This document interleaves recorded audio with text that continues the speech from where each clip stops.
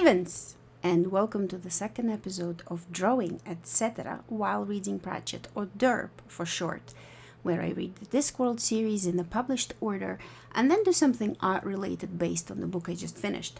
Today's episode is on the light fantastic, and it's only almost a month late, so I'm doing great. It starts off with "The sun rose slowly, as if it wasn't sure it was worth all the effort." I love that beginning. I love it so much I wrote it down in my notes. I love it so much I'm considering making a rated list of my favorite beginnings of the Discworld books, and then maybe another one of best quotes. Many lists. List and rate all the things. Anywho, isn't it such a relatable start of the day? It is then followed by a delicious description of how the syrupy light slowly crawls over the disc, which plays as a highly detailed image sequence in my brain every time, and is totally relevant later, believe it or not, and has to do with the bit I chose to illustrate. Having recently finished the previous book, and being emotionally invested in Tethys, the water troll, whose rendition I saw unceremoniously butchered in my first D.E.R.P video, throughout the first bunch of pages I kept wondering, where on disc is Tethys? Last we heard of him, he went inside the ship with Twoflower, launching off the edge of the world, never to be heard of again. And neither Rincewind or Twoflower mention him, at all, or ask about him, or wonder where he's gone. So I even had to come up with a reasonable explanation why that was.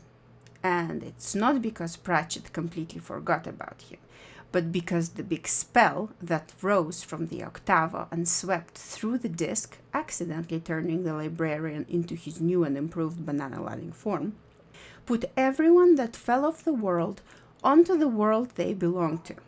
That's the only reasonable explanation. And where for Rincewind and Twoflower it landed them somewhere on the disc, Tethys was thus returned onto his homeworld, to his loving wife and children, and lived happily ever after, and you cannot convince me otherwise. Why else go through all the trouble of having the luggage transport him to the launch site in Krull, right? On a slightly less emotional note, perusing through the L-Space annotated Pratchett file for the Light Fantastic, I learned what a Tom Swiftie is. A phrase in which a quoted sentence is linked by a pun to the manner in which it is attributed. That is very difficult to digest, so here is the magic formula. And here for your pleasure are some examples of Tom Swifties, in case this still doesn't make any sense, right? Bear with me. "Pass me the shellfish," said Tom crabbily. "I used to be a pilot," Tom explained. "We must hurry," said Tom swiftly. "Pass me another martini," said Tom dryly. "Step away from that turtle," Tom snapped. Best one yet. Eh? Now you might have learned something new too, or cringed so hard you hurt yourself, or both. Anyway, then there's Galder Weatherwax, the 304th Chancellor of Unseen University. Apparently a distant cousin of Granny Weatherwax. And I can't remember the exact order I read the books in the first time around, and if I noticed the familiar name, but this time I went and looked up the family relation straight away, because Weatherwax is a pretty remarkable name. It kind of stands out. Almost as a correction to the previously mentioned scantily clad lady characters in The Color of Magic, we have Harena the henna-haired Harridan, who not only dresses in a quite sensible fashion, but is also surprisingly capable at her job. Hope she survived the last encounter with our heroes. I quite enjoyed her. Should I also note any swears, or almost swears? The whole Cohen and Bethan relationship makes me deeply uncomfortable. And I love Cohen, at least I thought I did.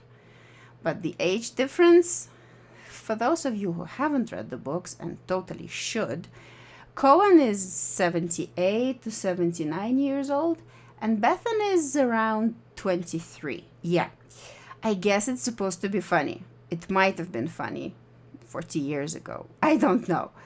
But it's really not my cup of tea. And I know they don't stay together later or anything, and Bethan plays more of a caregiver role, but Cohen actually called her a bitch. Direct quote being, "Don't just stand there, you daft bitch. Help me up." Because, he has no teeth at that point, so he says things like shoop instead of soup.